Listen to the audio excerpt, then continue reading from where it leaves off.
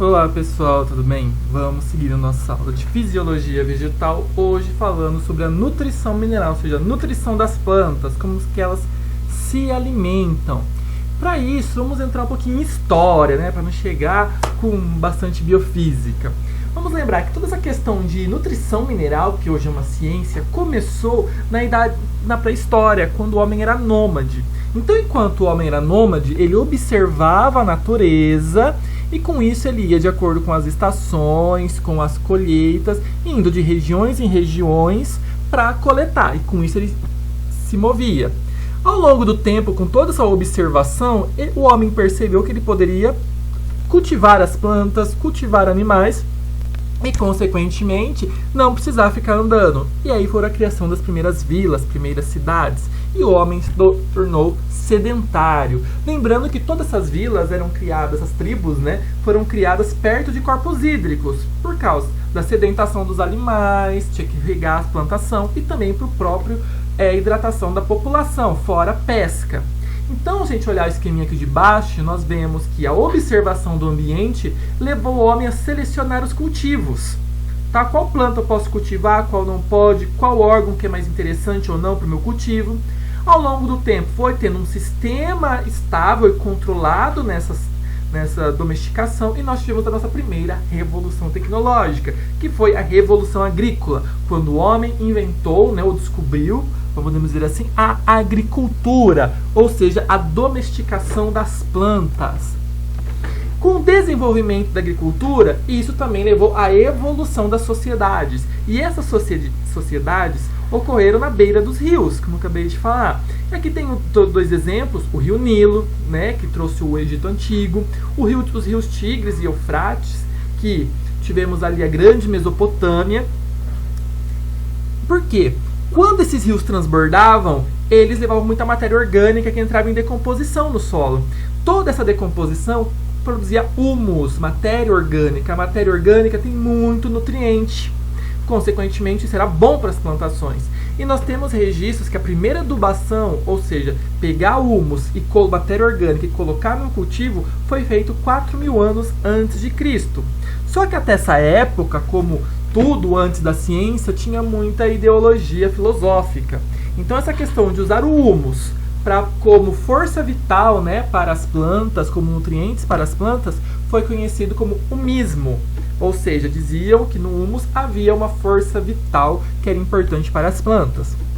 E aí, ao longo dos anos, várias pessoas foram tentando entender as plantas e, consequentemente, depois ali na Idade Moderna, quando a ciência evoluiu, séculos 18 e 19, tivemos os primeiros estudos científicos sobre a nutrição mineral. Mas toda essa noção começou com Demócrito de Abdera, né, aquele primeiro filósofo que deu a noção de átomo, que a matéria podia ser divisível até o momento, que eles chamam de átomo, que ele deu a noção de ciclagem de nutrientes. Então, para Demócrito, as plantas vinham do solo e depois que os animais e o homem morriam, as plantas se nutriam do homem. Ou seja, havia um ciclo de nutrientes. Ele não tinha noção de elementos químicos, mas ele já tinha essa ideia filosófica. Mais de 1.500 anos depois, quando Bernard Pestley começou a estudar a fertilidade dos solos com cinzas de plantas.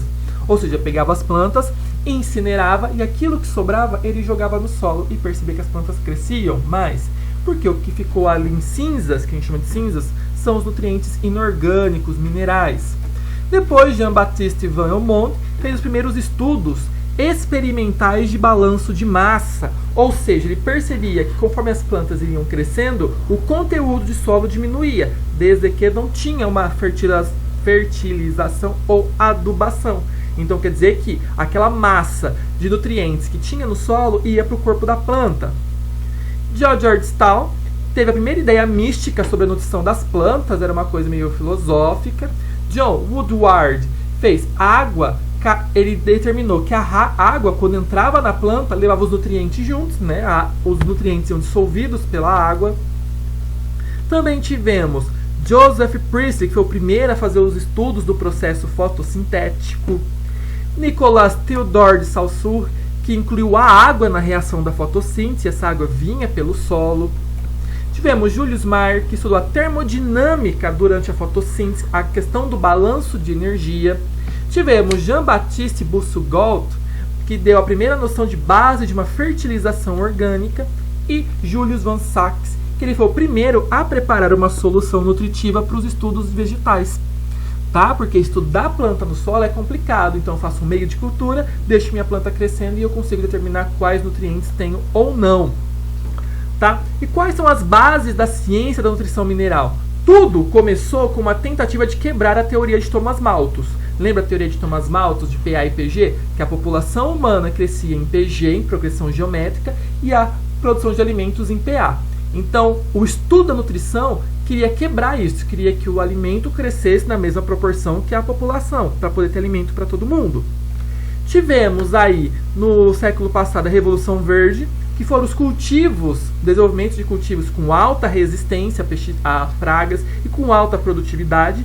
E o maior nome foi Norman Borlaug, que ganhou até o Prêmio Nobel da Paz, porque a intenção dessa Revolução Verde era produzir alimento para a população no geral.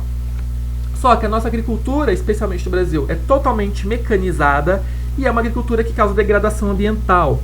Revolver o solo, você pega os micro-organismos que estão todos em uma sucessão adaptados e muda. Micro-organismos anaeróbios ficam expostos ao ar, ao oxigênio, à luz e acabam morrendo, e os ciclos biogeoquímicos do solo não funcionam. Consequentemente, temos que voltar às práticas orgânicas, porque é a melhor que tem. Temos também uma noção aí da lei de Lieb, que é a lei do mínimo. Ou seja, de acordo com ele, o crescimento de uma planta depende da quantidade de material alimentar que está presente em quantidade mínima, tá? Ou seja, se a gente olhar esse desenho aí, nós temos magnésio, enxofre, cálcio, potássio, fósforo, nitrogênio, gás carbônico e por aí vai. Olha, ele retirou o potássio. Então o potássio foi o elemento limitante. Precisa em pequena concentração, mas abaixo disso a planta não cresce. Então qualquer elemento químico que seja vital, ou seja, sem ele a planta não completa seu desenvolvimento, é chamado de elemento limitante, tá bom? Ou seja, a sobrevivência de um organismo depende da quantidade de nutriente necessário em menor quantidade, que é o fator limitante mínimo. E o que são nutrientes? O que é um nutriente essencial? É um componente intrínseco tanto da estrutura quanto do metabolismo de uma planta, ou cuja ausência cause anormalidades graves no crescimento, desenvolvimento e reprodução, tá bom? Então, qualquer nutriente essencial, já fala essencial, é importante para o crescimento, desenvolvimento e reprodução da planta. Sem ele, a planta não cresce. E temos duas classificações, os macronutrientes e micronutrientes. Os macronutrientes são aqueles necessários em grandes quantidades. Então, nitrogênio, fósforo, potássio, cálcio, magnésio, enxofre são elementos químicos necessários em grandes quantidades. Então, são os macronutrientes. E também temos os micronutrientes, aqueles necessários em pequenas quantidades. Mas é aquele pouquinho que, se faltar, a planta não cresce, e se sobrar pode ser tóxico, como boro, cloro, cobre, ferro, manganês, zinco, molibdênio e níquel, tá bom? Quanto à concentração dos nutrientes no solo, nós temos uma outra classificação, os macroelementos e microelementos. Macroelementos, quando a concentração é maior que 10 a menos 6 mol por litro. E os microelementos, quando a concentração é menor que 10 a menos 6 mol por litro, tá bom? Agora é a pergunta. Nessa lista, eu não coloquei carbono, oxigênio e hidrogênio. Por quê? Porque eles não são considerados nutrientes minerais. Então, jamais coloque isso numa prova. Mas, professor, por que não é um elemento mineral, não é um nutriente mineral? Porque o carbono é retirado da atmosfera como gás carbônico. Nisso, o oxigênio vem também. E o hidrogênio vem da água, que não é um nutriente mineral. É líquido, é uma água, vamos dizer assim, né? No sentido amplo da palavra. Então, carbono, oxigênio e hidrogênio não são considerados nutrientes minerais, não são absorvidos nas suas formas inorgânicas, ok? Aqui tem uma tabela que estão agrupados, tá? Tem 4 grupos de nutrientes e suas funções. Então, o grupo 1 tem os nutrientes que são partes de componentes de carbono, nitrogênio e enxofre. Nitrogênio, constituinte de aminoácidos, amidas, proteínas, nucleicos, enzimas, por aí vai. O enxofre é componente de aminoácidos como cisteína, cistina, metionina, ou seja, das próprias proteínas. faz parte do ácido lipóico, da coenzima A, da respiração, entre outras coisas. O segundo grupo são os nutrientes que são importantes no armazenamento de energia e na integridade estrutural: fósforo, silício e boro. Fósforo é um componente dos fosfatos dos açúcares, dos ácidos nucleicos, lembra que o nucleotídeo tem fosfato, de coenzimas, dos fosfolipídios da membrana celular e também está envolvido no ATP, lembra? Trifosfato de adenosina. O silício ele é depositado na camada amorfa das paredes celulares, dando integridade e elasticidade. O boro forma complexos com manitol, manose, ácido polimanurônico, que são constituintes da parede celular. O grupo 3 contém nutrientes que permanecem na forma iônica: potássio, cálcio, magnésio, cloro, manganês e sódio. Potássio ele é requerido como um cofator para mais de 40 enzimas. E ele que é o principal estabilizador do turgor celular e da eletricidade da célula. O cálcio ele é constituinte da lamela média, lembra aquela pectina que fica entre as paredes celulares? Entre outros processos metabólicos. Magnésio, importante na transferência de fosfato e é o átomo essencial para a produção da clorofila. Cloro, requerido nas reações fotossintéticas e produção de gás oxigênio. Manganês, é requerido para atividades de algumas enzimas como desidrogenase, descarboxilases, quinases, oxidases, peroxidases.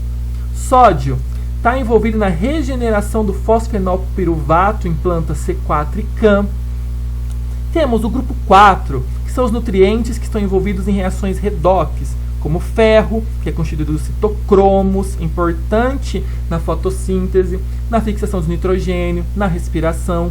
O zinco, que é um constituinte do álcool desidrogenase, do ácido glutâmico desidrogenase, da anidrase carbônica. O cobre, que é componente do ácido ascórbico, da oxidase, da tirosinase, de várias enzimas. Níquel, constituinte da urease e de bactérias que fixam nitrogênio. E o molibdênio, constituinte de nitrogenases, da nitrato redutase e da xantina desidrogenase. Então aqui alguns exemplos. E para estudar qual a importância de alguns nutrientes, a gente usa soluções nutritivas, que nem o meio hidropônico, porque o solo é muito complexo, tem muita coisa. Então eu não vou conseguir determinar, a não ser que seja um solo sintético. Então temos o sistema de cultivo hidropônico, tá? Onde as raízes da planta ficam submersas num líquido cheio de nutrientes. Temos o sistema com película de nutrientes, onde as raízes ficam numa fina camada, tá? Na hidroponia fica dentro do líquido mesmo, uma grande camada de líquido. No sistema de película já fala película, uma fina camada de nutrientes, tá vendo que tem uma queda? Tem um declive? E aí o líquido vai descendo, banhando as raízes. E temos o sistema de cultivo aeropônico, onde a raiz fica no ar. E como que ela pega nutrientes? Tem algum motor ou bolhas, né, um sistema de bomba, que faz com que estourem bolhas e pulverize os nutrientes nas raízes. Ou seja, a raiz não fica imersa, mas ela absorve os nutrientes. Tá bom, pessoal? Essa aqui foi só uma introdução da nutrição mineral das plantas. Bons estudos, dá o like no vídeo e até a próxima aula. Tchau, tchau!